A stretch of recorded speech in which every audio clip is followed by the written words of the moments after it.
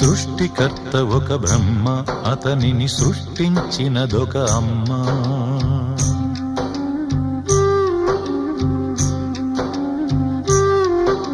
సృష్టికర్త ఒక బ్రహ్మ, అతనిని సృష్టించినదొక అమ్మ.